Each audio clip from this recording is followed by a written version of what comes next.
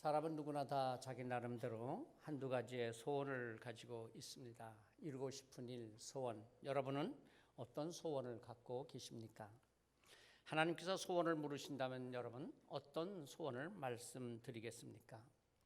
솔로몬이 기브온 산당에서 1000번제를 드리고 났을 때 하나님께서 솔로몬에게 말씀하셨던 것처럼 내가 내게 무엇을 줄고 너는 내게 구하라 그렇게 물으신다면 여러분 우리는 무엇이라고 말씀드리겠습니까? 솔로몬은 21살의 젊은 나이에 아버지 다윗의 뒤를 이어서 이스라엘의 왕이 되었습니다. 지금은 대통령 중심제라고 하지만은 입법, 사법, 행정의 3부로 나눠서 국가의 일들이 이루어지고 있습니다만 솔로몬 당신 왕은 행정부의 일만이 아니라 입법, 사법부의 모든 일들을 맡아서 했습니다. 그러니 솔로몬 젊다기보다 정말 어린 21살의 그 나이에 어찌 국가의 모든 일들을 다 맡아서 감당할 수 있었겠습니까? 그는 막상 왕이 되기는 했지만 아마 걱정이 컸을 것입니다.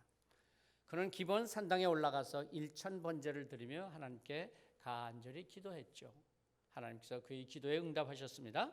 열왕기상 3장 5절 말씀에 보면 하나님께서 나타나셔서 말씀하십니다.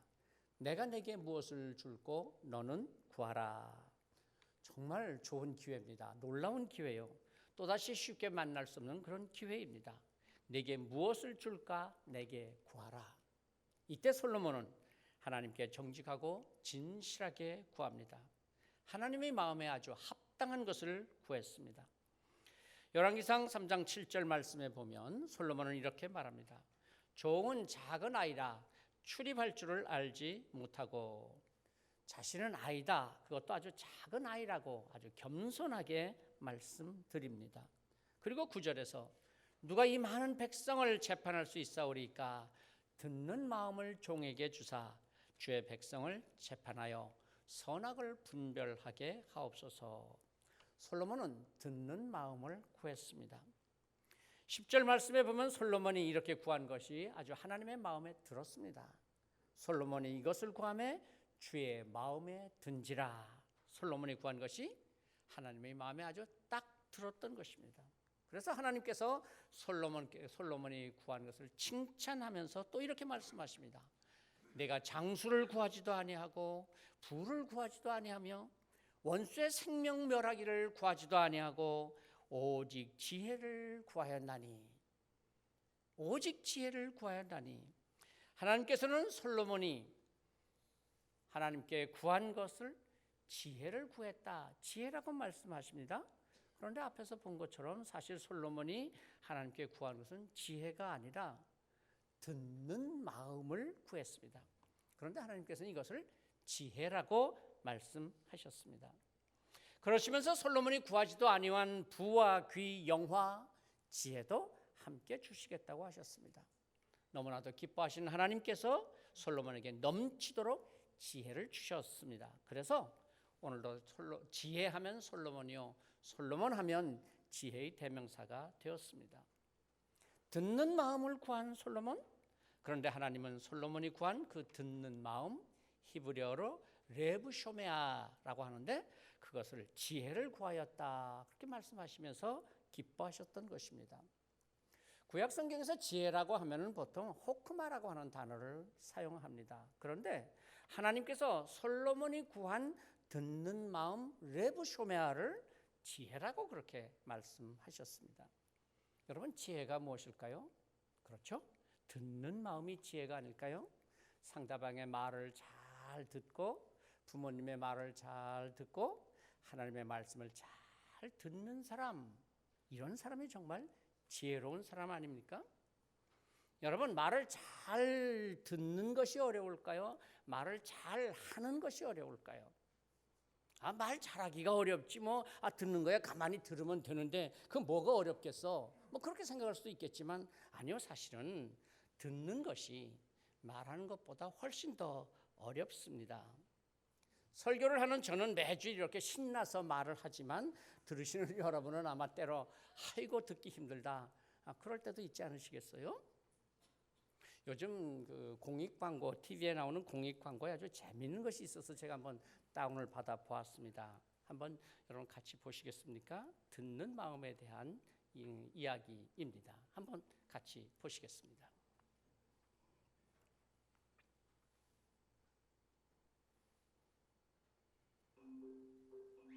대한민국 듣기평가.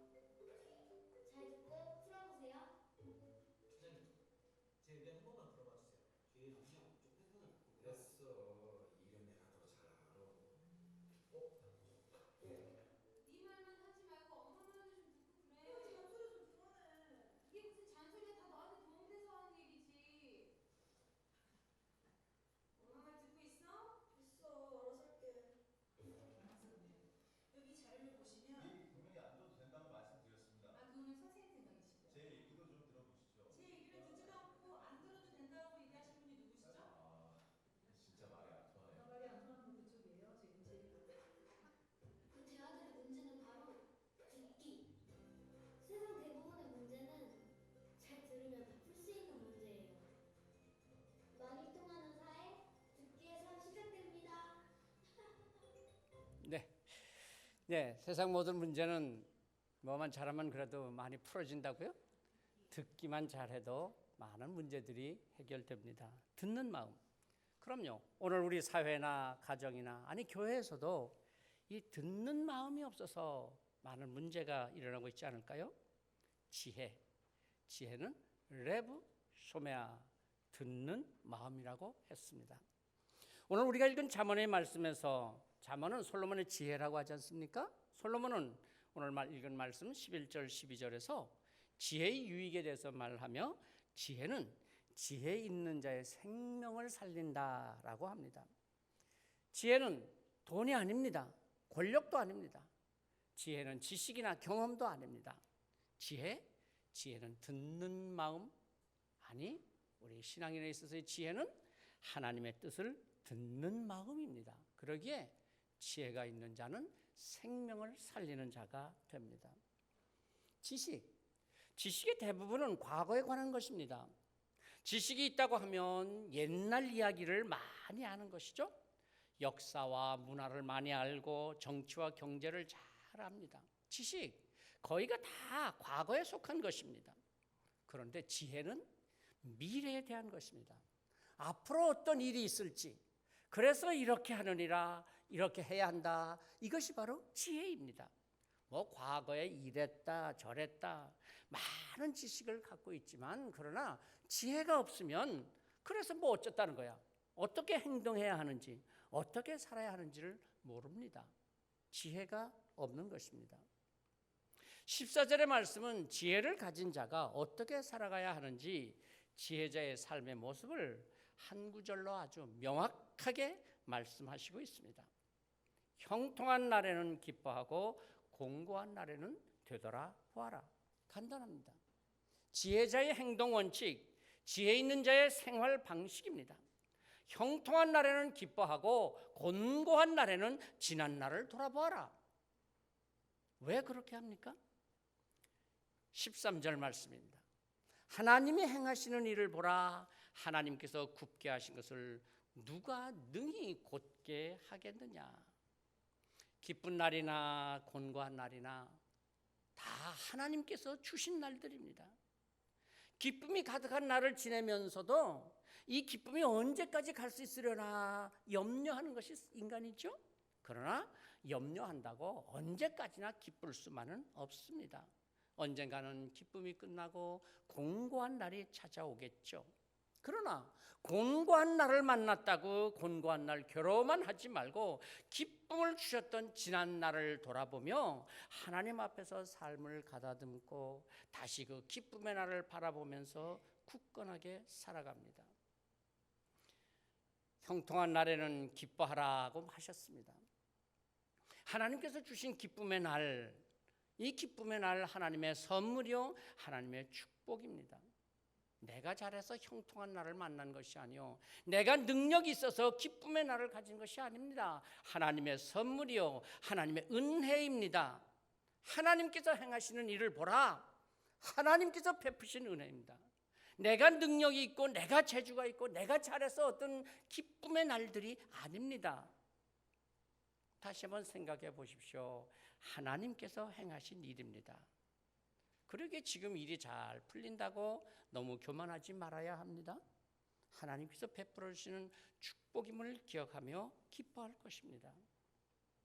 때로 어떤 분들을 보면 넉넉히 기뻐할 수도 있고 또 충분히 기뻐할 수 있는 시간인데 그만 기뻐하지 못합니다. 기쁨으로 좀 어려움도 이겨내고 물리치고 근심과 염려를 이겨낼 수 있어야 하는데, 그래서 기뻐할 수 있는데 기뻐하지 못하고 맙니다. 결혼식 얼마나 기쁨의 자리입니까? 기쁨의 시간입니다. 그런데 기쁨의 결혼식을 보면서도 함께 기뻐하며 축하하지 못하고 신랑 신부의 그 기쁨을 함께 나누어야 하는데 그렇지 못하는 사람이 있습니다. 얼굴을 찡그리고 심지어는 눈물을 흘리기도 합니다. 왜 그래요? 네, 결혼식을 보면서 자기의 결혼하지 못한 아들 생각하느라고, 먼저 간 딸 생각하느라고 얼굴을 찡그리고 눈물을 흘린다니까요.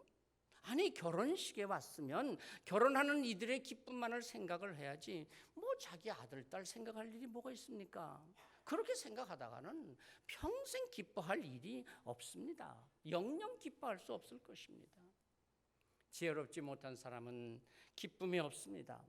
왜냐하면 자기가 가진 것은 생각하지 않고 늘 부족한 것만 생각합니다. 더 갖지 못한 욕심 때문에, 더 잘하지 못한 그 아쉬움 때문에, 더 큰 것을 하지 못한 것 때문에 늘 불만하고 불평하고 원망하느라고 기쁨이 없습니다. 웃음이 사라집니다. 엘리자베스 퀴블러 로스라고 하는 정신의학자가 쓴 인생 수업이라고 하는 책이 있습니다. 꽤 오래전에 제가 읽었던 책입니다만 지금도 많은 사람들이 읽는 아주 유명한 책입니다. 그는 인생 수업, 이 책에서 사람이 행복하기 위해서 수업을 받으라, 배워야 할 것이 있다라고 말합니다. 이 시간 그 중에 4가지만 제가 한번 소개해 봅니다. 첫 번째, 용서를 배우라고 합니다. 지금까지 살아오면서 용서하지 못했던 일들, 용서할 수 없는 사람들, 그러나 이제는 용서를 배우고 용서하는 법을 배우고 용서하는 마음을 배워라. 그래야 기쁨이 있고 행복한 삶을 살 수 있다는 것이죠. 용서해야 내가 기쁨을 얻을 수 있습니다. 용서하지 못하면 결코 기쁨을 얻을 수 없습니다. 두 번째는 받아들임, 수용을 배우라고 합니다. 내 마음대로 안 되는 것들에 대해서도 받아들이는 자세가 있어야 기쁨의 삶을 산다는 것입니다. 내 뜻대로 되지 않는다고 불평하고 원망할 것이 아니라는 것이죠. 세상에 내 뜻대로 안 되는 것이 한두 가지냐는 것입니다. 아니, 어떻게 모든 일이, 어떻게 모든 사람이 다 내 뜻대로 되어주겠어요? 그렇게 되지 않습니다. 내가 받아들여야 합니다. 내 생각대로 되지 않는 사람도 사실 그 사람은 그 사람대로의 다 사연이 있고 이유가 있는 것이죠. 내가 받아들이고 수용할 줄 아는 마음을 배워야 나의 삶에 기쁨이 있다는 것입니다. 세 번째는 사랑을 배우라고 했습니다. 사랑받는 법을 배우는 것도 중요하지만, 아니, 사랑하는 법을 배우라고 말합니다. 인생이 긴 것 같지만 그렇게 길지만도 않다고 하면서 남은 시간, 남은 기회가 있을 때 사랑하라, 사랑하기를 배우라고 합니다. 많은 상처가 있고 아픔이 있다고 한다면 오히려 그때가 정말 사랑할 때라고 합니다. 사랑하기를 배우라.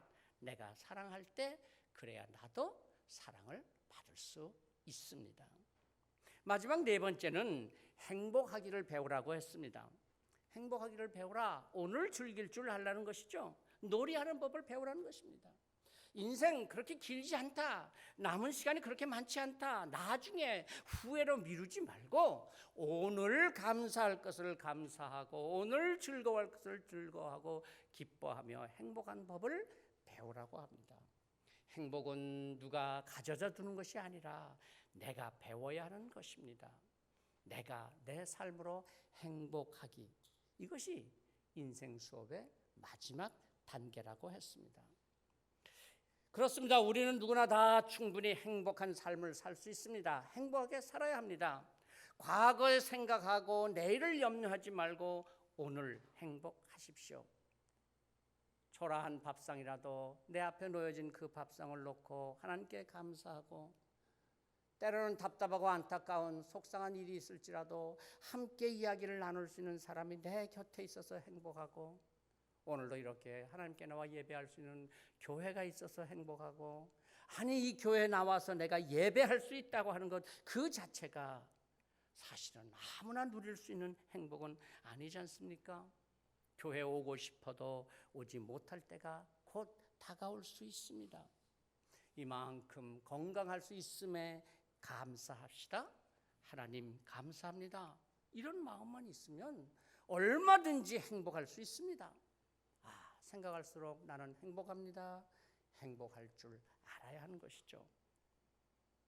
내가 행복해야 남을 행복하게 할 수 있고, 내게 기쁨이 있어야 다른 사람에게 기쁨을 줄 수가 있습니다. 옛사람의 말에 이런 말이 있지 않습니까?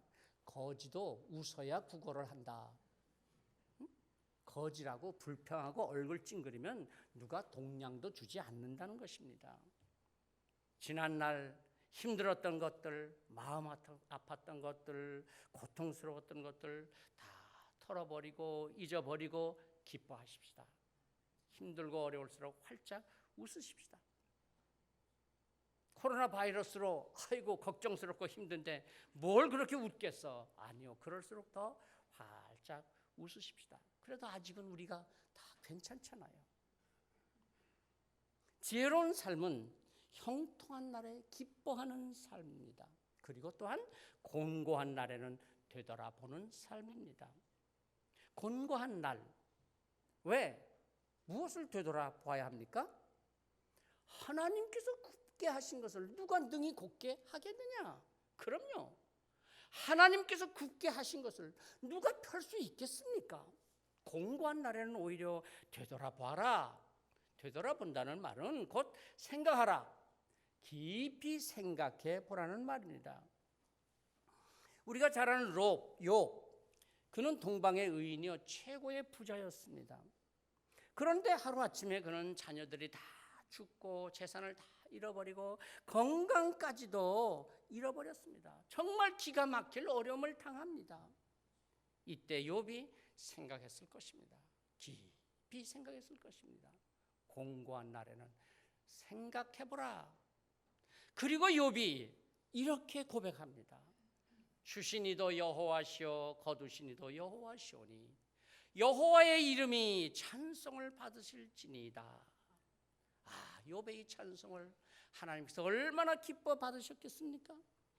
때로 내가 기분 나쁘고 내가 화가 나고 내 뜻대로 되지 않는다고 분을 품고 속이 상해서 하나님을 찬송한다면 하나님이 그 찬송을 어찌 받으시겠어요? 주시니도 여호와시오 거두시니도 여호와시오니 여호와의 이름이 찬송을 받으실지니이다. 욥은 그 공고함 속에서도 깊이 생각하며 하나님을 찬송했습니다. 하나님께서 행하시는 일을 보라. 그렇습니다. 하나님께서 어떻게 행하시며 어떻게 일을 이루어 가시며 어떻게 내 이 억울함을 갚으시는지 하나님께서 행하시는 일을 보라는 것입니다. 깊이 생각해 보라는 것입니다. 이번 주간 우리가 큐티한 말씀 요한복음 9장에 보면 나면서부터 소경되었던 사람의 이야기가 있었습니다. 제자들이 예수님께 묻지 않습니까? 이 사람이 맹인으로 난 것이 누구의 죄로 인함입니까? 부모의 죄입니까? 자기 죄입니까? 예수님께서 대답하셨습니다. 아니, 자기의 죄도 아니요 부모의 죄도 아니다. 그 다음 주님께서 하신 말씀, 그에게서 하나님의 하시는 일을 나타내시고자 하심이라. 요한복음 9장 3절이죠. 하나님의 하시는 일을 나타내고자 하심이라. 공동번역에서는 하나님의 놀라운 일을 나타내고자 하심이라 그랬고요. 이전 성경에서는 하나님의 영광을 나타내려 하심이라 그렇게 번역했습니다. 여러분 다시 한번 생각해 보십시오. 하나님께서 하시는 일이요 하나님의 영광을 나타내려 하시는 일들입니다. 내가 하는 작은 일을 통해서도 하나님의 영광을 나타내야 합니다. 하나님께서 그것을 바라고 계십니다. 내가 고난을 당해도 내가 병들어도 하나님께서 영광 받으시기를 원하십니다. 아니 내가 실패해도 아니 내 뜻대로 되지 않아도 그래도 하나님께서 영광 받으시기 원하십니다. 하나님의 이 섭리를 알아야 합니다. 그러므로 공고한 날에는 깊이 생각해 보라는 것입니다. 수요일 큐티 본문 해설에 이런 말씀이 있었습니다. 그 사람을 통해 하나님이 어떤 일을 하실까 질문해야 합니다. 성도는 타인의 고난을 보고 그 사람을 정죄하기보다는 하나님의 섭리가 무엇일까를 생각해야 합니다. 그리고 묵상 에세이에 이런 구절이 있죠. 과거의 사건들 가운데 나를 위한 하나님의 은혜를 볼 수 있어야 합니다. 우연히 만난 사람, 우연히 일어난 사건은 없습니다. 하나님은 때로 내 마음에 들지 않는 사람을 붙이시고 내 마음에 들지 않는 환경을 조성하십니다. 고난과 주변의 희생을 통해 우리에게 하나님을 알아가고 하나님을 믿게 하시려는 것입니다. 실수가 없으신 하나님, 하나님의 섭리와 은혜는 오늘도 여전히 우리 가운데 있습니다. 우리는 늘 안타깝고 속상하고 답답하고 내 뜻대로 안 돼서 그래서 불평하고 원망하지만 아니요. 하나님은 우연히 어쩌다가 잘못 실수해서 그런 일이 내게 일어나게 하신 것이 아니라는 것입니다. 깊이 생각하며 하나님께서 무엇을 원하실까를 살피라는 것이죠. 오늘 현대인들에게 늘 따라다니는 어두운 그림자 두 개가 있답니다. 하나는 완벽주의고 하나는 한계라고 합니다. 완벽주의. 그럼요. 사람은 누구나 다 완벽하기를 원합니다. 그런데 문제는 결코 완벽할 수 있는 존재가 아니라는 것입니다. 그래서 다들 고민하고 괴로워합니다. 또 하나의 어두운 그림자는 한계. 사람은 누구나 다 자기 한계가 있는데 그 한계를 받아들이려고 하지 않습니다. 그래서 삶이 힘든 것입니다. 물질에도 한계가 있고 능력에도 한계가 있고 지혜에도 한계가 있고 건강에도 한계가 있고 모든 것에 한계가 있는데 그 자기 한계를 인정하려고 하지 않습니다. 아니 우리가 지금 건강하다고 이 건강이 계속 될 수 있는 것은 아니지 않습니까? 지금 평안하다고 그 평안이 늘 있는 것은 아니지 않습니까? 내가 지금 좀 잘한다고 그게 무한히 잘할 수 있는 것이 아니지 않습니까? 한계가 있습니다. 오늘 하는 것으로 기뻐하고 감사하는 삶이 소중합니다. 뭘 우리가 더 바라겠습니까? 사실 이만하면 되지 않겠습니까? 나 혼자 그저 다 잘하는 것 같고 나 혼자 다 할 수 있는 것 같지만 아니요. 하나님께서 알고 계시고 하나님께서 하십니다. 아니 사람들이 벌써 다 알고 있습니다. 나의 한계를 인정할 때 진정 거기에 감사함이 있고 하늘의 보람이 있고 거기에 기쁨이 있습니다. 하나님께서 고난을 통해서 나로 기도하게 하시고 기도 중에 나를 만나려고 하시는 것입니다. 얼마나 내가 기도했는지 우리 자신에게 한번 물어보십시다. 얼마나 겸손했는지 나를 돌아보십시다. 무엇을 위해서 내가 여기까지 살아왔는지 생각해 보십시다. 하나님께서 나의 아픔을 통해서 나를 겸손하게 하시고 겸손해진 나를 높이려고 하시는 것입니다. 하나님께서 나의 실패를 통해서 나에게 사명을 깨닫게 하시고 그리고 나를 귀하게 쓰시려고 하시는 것입니다. 하나님께서 행하시는 일을 보라. 내가 꼭 다 해야 하는 것이 아닙니다. 이미 하나님께서 하고 계십니다. 하나님께서 어떻게 행하시는가를 잘 보십시오. 하나님께서 굽게 하신 것을 누가 능히 곱게 하겠느냐? 내가 꼭 다 곱게 하고 내가 다 속속들이 해결해야 하고 내가 다 굽은 것을 펴야 하는 것이 아닙니다. 아니 그렇게 할 수도 없습니다. 형통한 날에는 기뻐하고 곤고한 날에는 되돌아보아라. 오늘 하나님께서 나에게 주신 그 기쁨으로 기뻐하십시다. 오늘 감당해야 될 아픔이 있다면 그 아픔을 감당하십시다. 하나님의 목적이 무엇인지 깊이 생각하십시다. 이 두 가지를 하나님이 병행하게 하사 사람이 그의 장래일을 능히 헤아려 알지 못하게 하셨느니라. 너무 다 알려고 하지 맙시다. 아니 다 알 수도 없습니다. 하나님께서 우리의 앞일을 알 수 없게 하셨다고 했습니다. 그러나 하나님은 다 아시고 계십니다. 그러므로 기억하십시다. 너는 먼저 그의 나라와 그의 의를 구하라. 그리하면 이 모든 것을 너희에게 더하시리라. 먼저 하나님의 나라를 세우기 위해서, 하나님의 뜻을 이루기 위해서 최선을 다하십시다. 우선순위를 분명히 하면 하나님께서 해결하시고 하나님께서 채우십니다. 하나님을 사랑하는 자, 곧 그의 뜻대로 부르심을 입은 자들에게는 모든 것이 합력하여 선을 이루느니라. 지금은 아픔이지만, 지금은 알 수 없지만 하나님께서 모든 것을 합력하여 선을 이루게 하십니다. 기도하십시다. 하나님께서